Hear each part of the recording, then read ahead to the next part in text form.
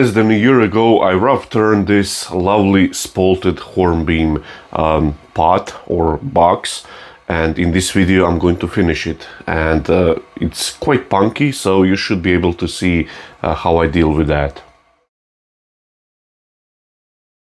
Always when I rough these out, I flip them back to back and tape them together like so. So top and bottom back to back, so the inside can have airflow or exposure to air, let's say.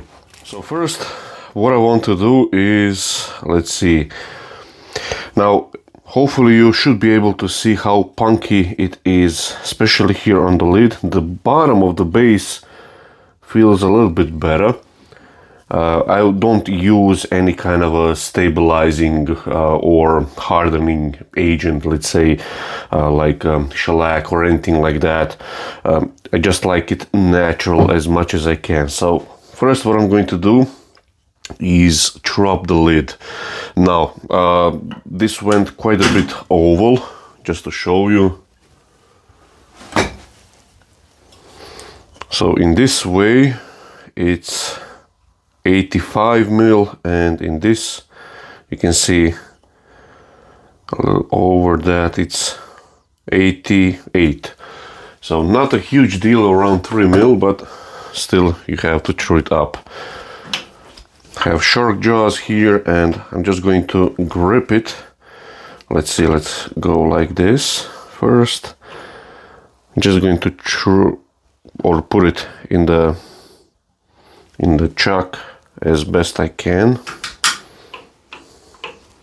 so this face is nice and perpendicular to the lathe, so that looks okay.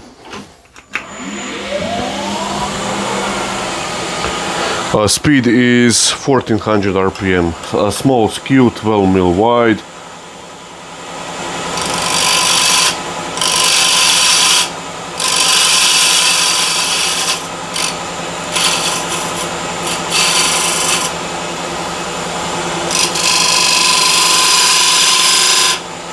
Okay, that's all that I need at this point. Something nice and round and stable to grip. And I'll throw up the tenon on this, on the base.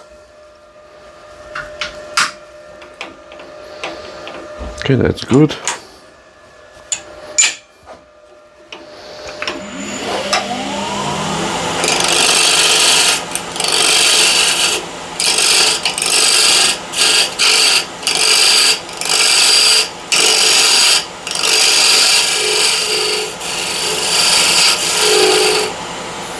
Okay, and also I'll do the base a little bit.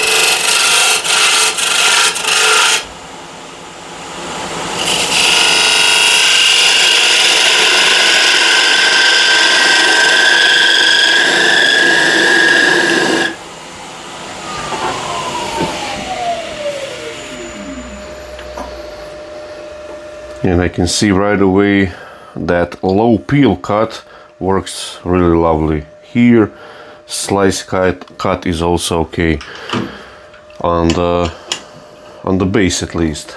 So first the lid goes on.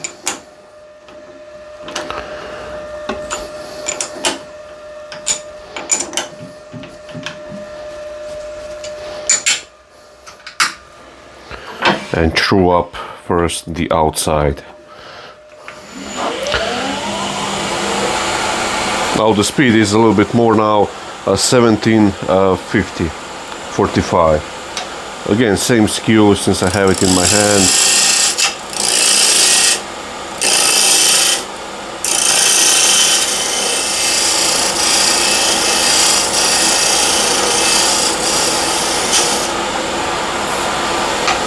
I like to use the side of the bevel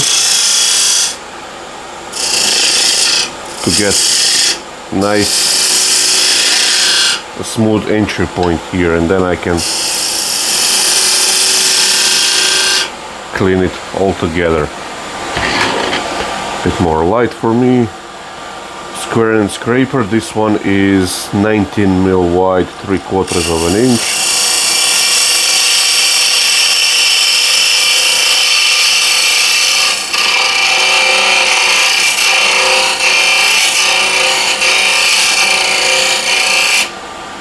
Now we'll see how this pulled burr will react on Punky timber. It's quite aggressive, I can feel it, so I might dial it down a little bit.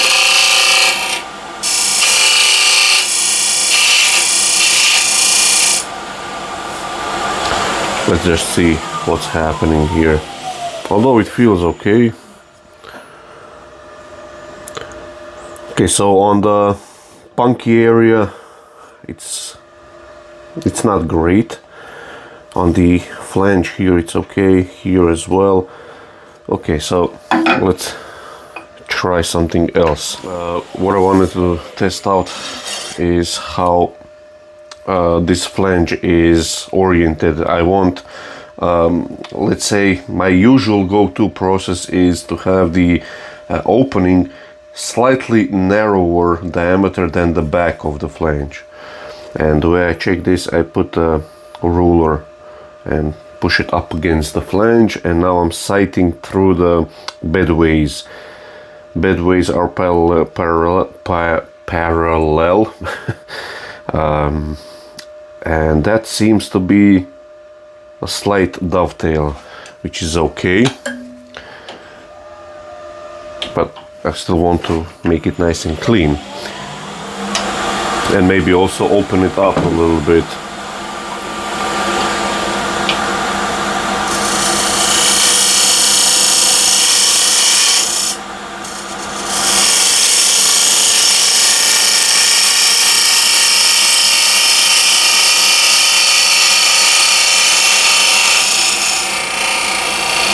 So nice and gently.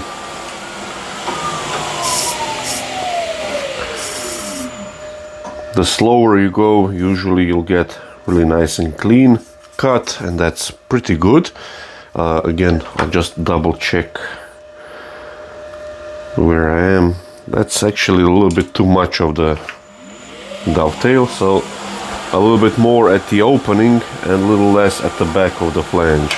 And I'm high enough with the tool rest, so only the top left corner of the scraper is engaging with the wood. And I try to keep the blade nice and parallel with the bedways. Just maybe 1 degree the handle goes to the right.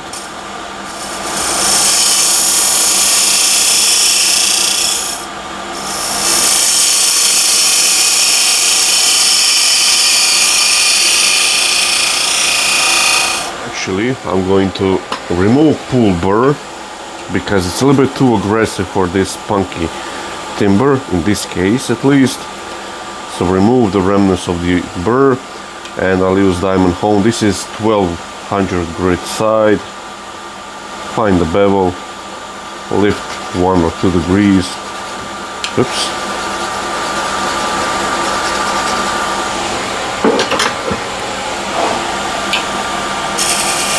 Okay, that's more like it. So you have to adapt for specific tasks. So there is no one burr fits all scenarios. And now I'm using really light touch. I want to have this area here nice and clean. The middle I'll scoop out a little bit. Okay, I'm okay with that. Now I have this big asymmetric curve or French curve scraper.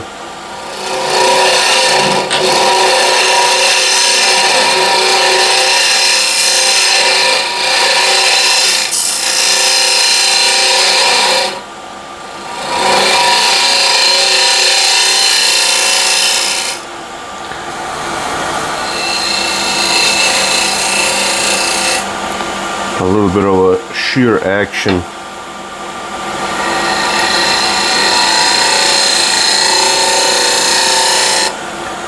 Perhaps it will lay those Punky fibers down.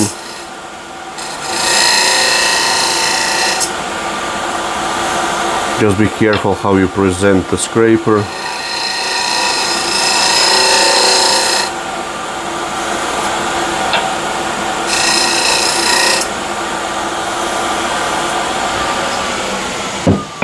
I think that will be good enough for sanding. Yeah, that's not getting any better or worse. So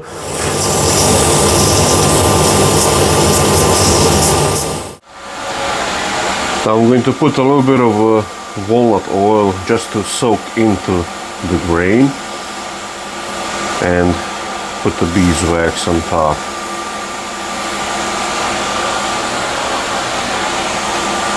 Now I did widen the opening a little bit more. I noticed that, or actually I forgot, that I won't be able to make a tenon on the base if I don't do that. So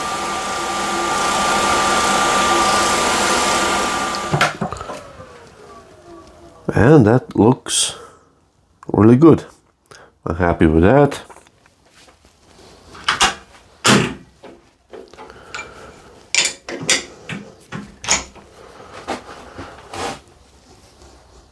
Just to show you, yeah, that is pretty good looking hornbeam. So this will now go to a side, and now the base will go on, and I'll put it all the way up to this chewed up area here,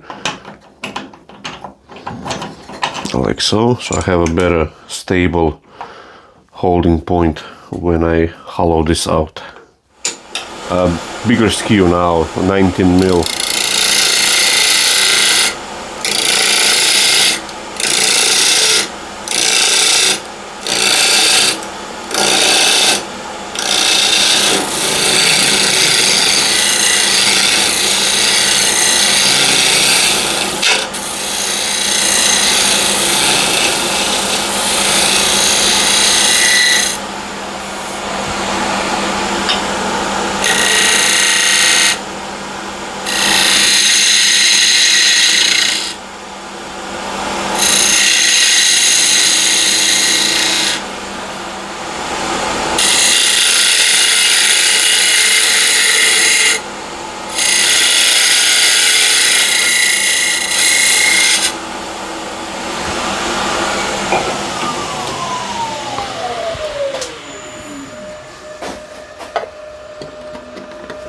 Okay, almost fits over.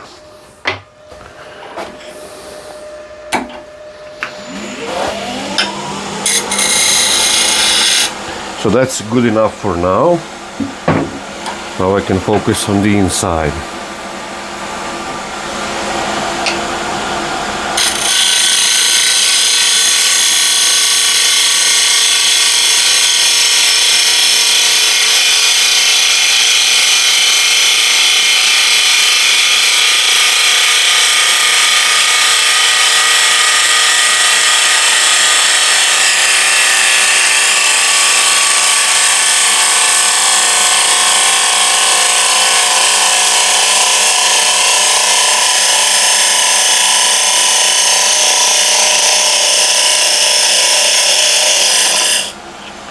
Okay,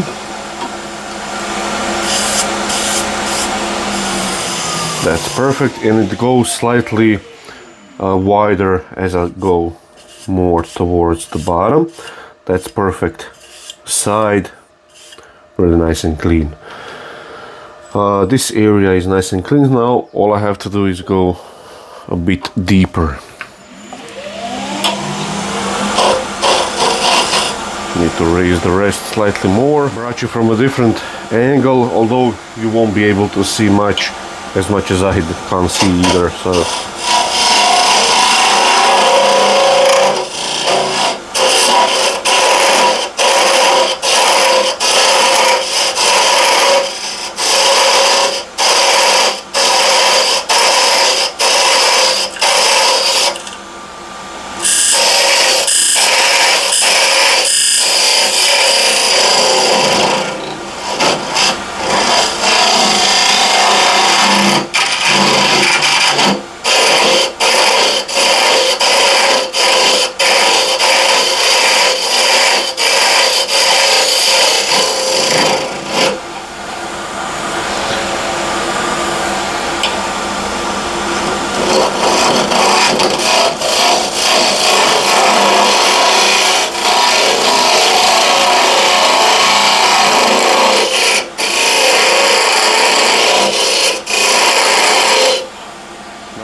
going to do is just hone this bigger scraper. This one is 1 inch by 3/8 thick, one of my newest addition to my signature lineup. The other square scraper just vibrates a little bit too much.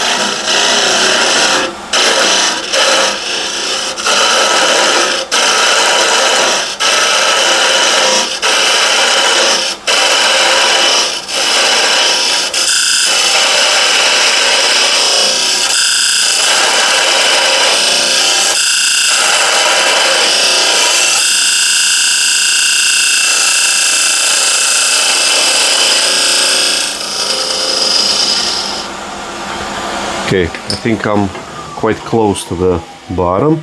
I still need to smooth it out, the very bottom, although it doesn't look too bad.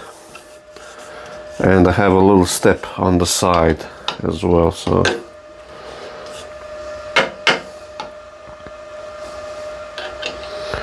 ooh, I got carried away a bit, so I have roughly a little less than 3/8 of an inch, a little less than 10 mil on the bottom, so no more going deeper. All I want to do is smooth out the bottom. So there is a little lump in the center, so I'm going from underneath to scoop it out, and then I move to the left, nice and gently.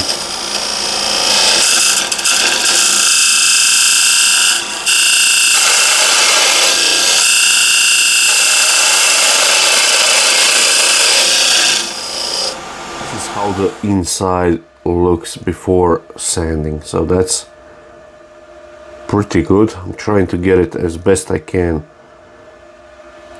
to show you. Now to sand the inside, I have this dowel with a slot cut into it, a 180 grit sandpaper.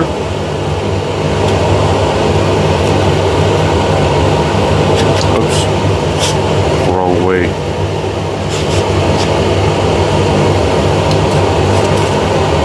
And I always slightly cushion this like so I can sand the bottom as well at the same time.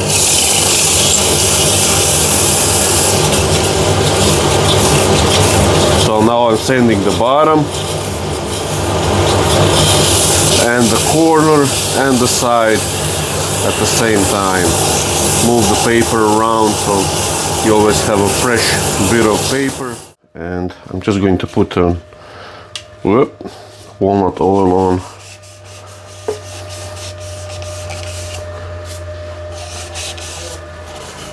And now beeswax.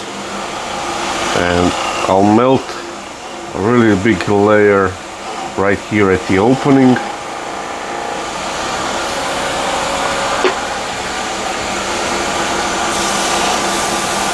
And push it in as best I can.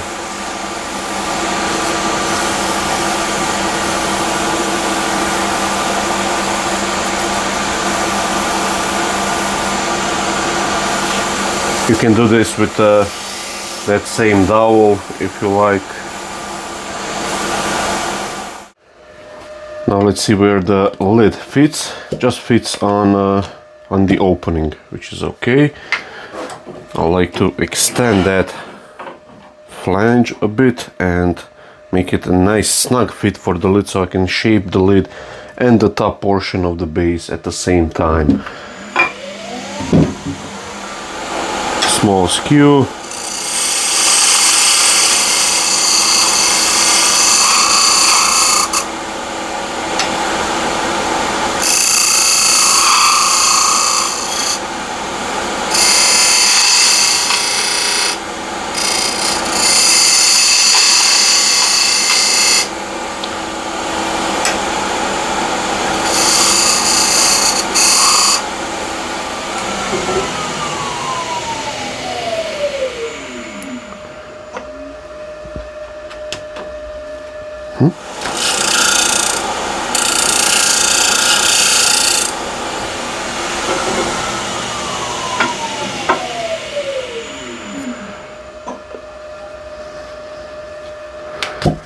And before I push this all the way in, I'm going to measure where the bottom is.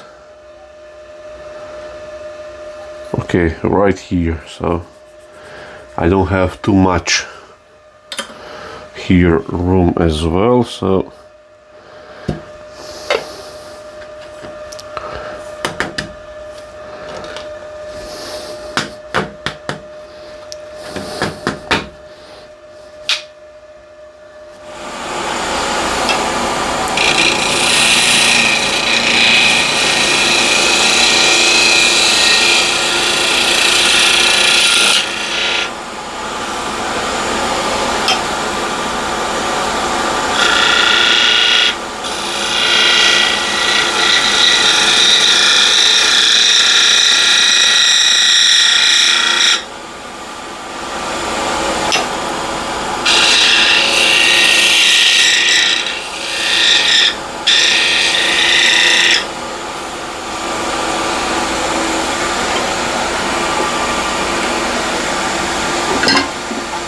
for the top here I like using a spindle gouge. This is 10 mil diameter.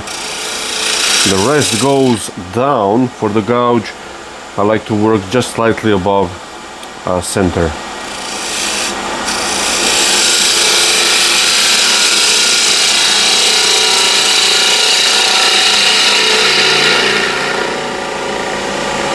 It's a beautiful grain in this piece, so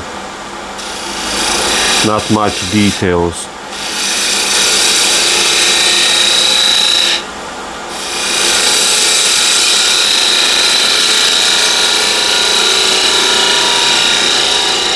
Now I would like to put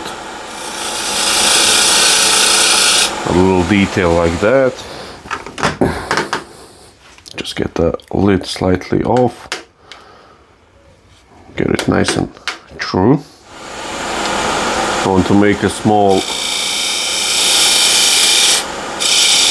intersection here.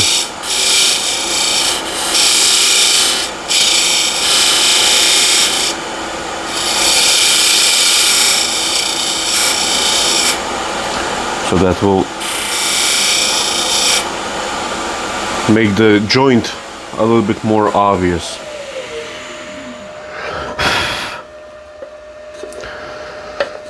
Let's match the grain while I'm here.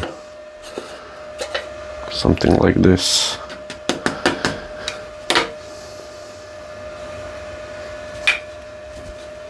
I use a skew as a low peel.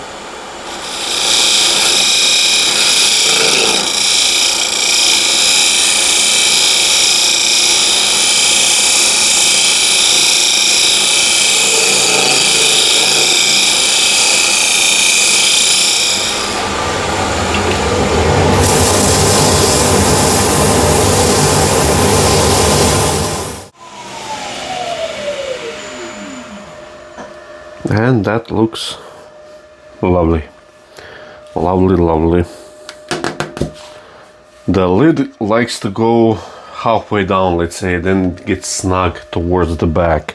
So what I like to do, since I have a slight taper dovetail, so the opening on the lid is slightly smaller, so this area here is slightly smaller than the back, what I can do is just slightly undercut this portion here, this area here, and I'll do that.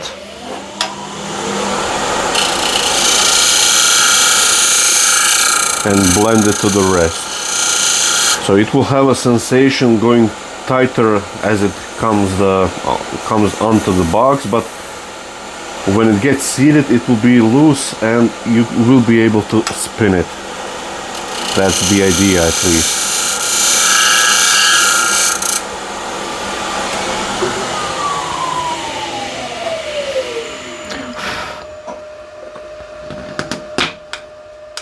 Almost.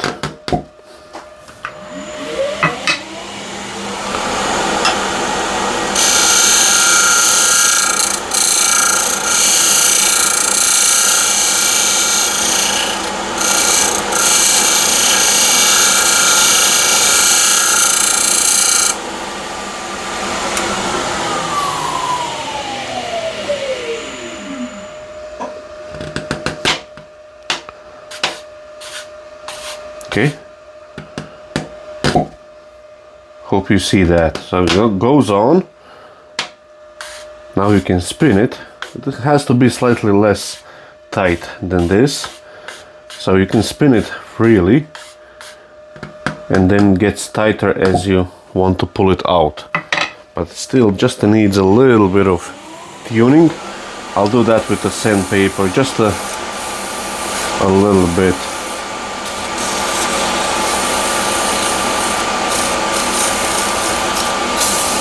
I want to have it a little bit on the looser side.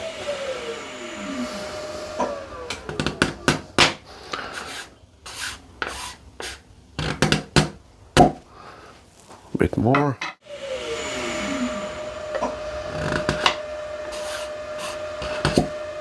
Perfect. So spins freely. That's perfect. What I'm going to do is grab by the smallest point here, just so I can shape the entire side here. Just see if it's run true or true enough. That's pretty good, but I can do it a bit better.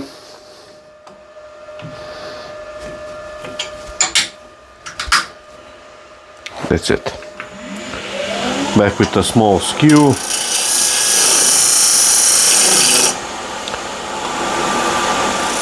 I'm not getting the results that I want, so I got a question asking if I get a burr on the skew, and usually when I sharpen these on the CBN wheel, the last final second of sharpening, I just flip it, so maybe 1-2 seconds on one side, 1-2 seconds on the other side. I don't sharpen one side, let's say for 20 seconds and then the other side for 20 seconds. That will create a massive burr on one side. So what I like to do is just flip it a few times over, so it's not a big of a burr, and that burr, when you do nice planing cut, it will in most cases shear off. So in this case I will put a slight burr on, because I'm going to use it as a sort of a scraper.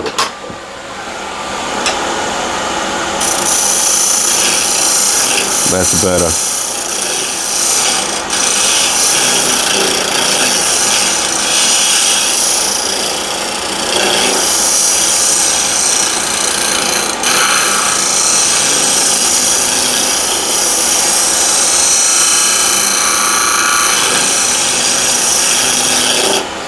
Now, this isn't flat. Just want to show you that this has a tiny bit of a curve to it.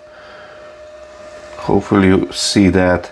So just a tiny bit of a flare to it. Not much.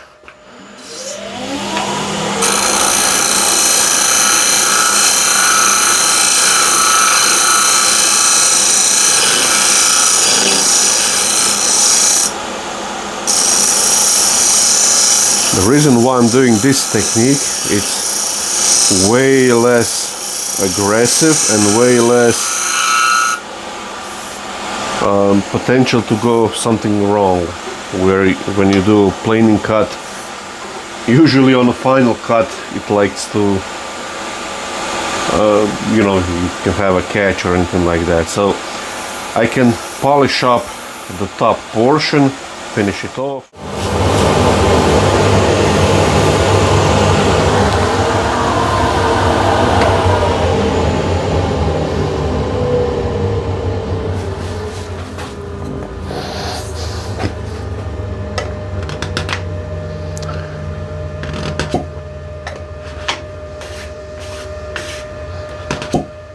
Perfect.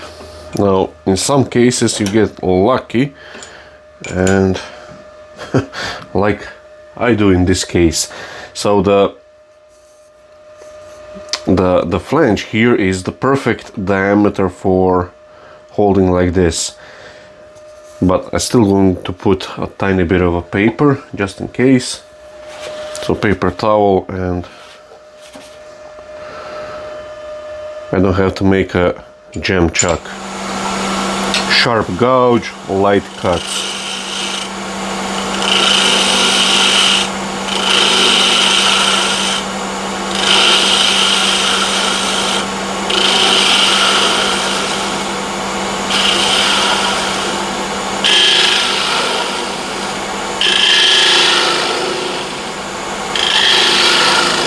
If you remember, I don't have too much timber in the bottom.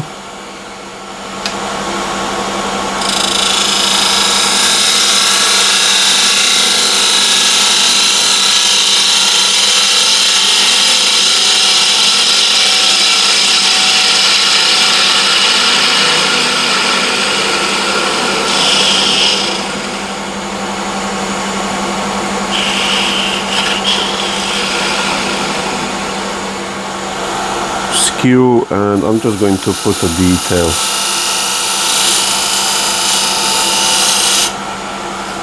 Small raised detail. And this area where I had a little step for holding, I can make a cove, OG, anything like that. I like to put an OG.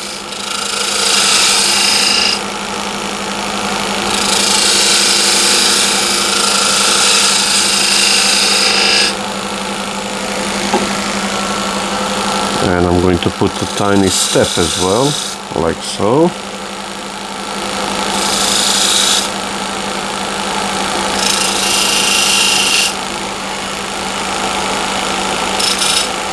Similar as on the top.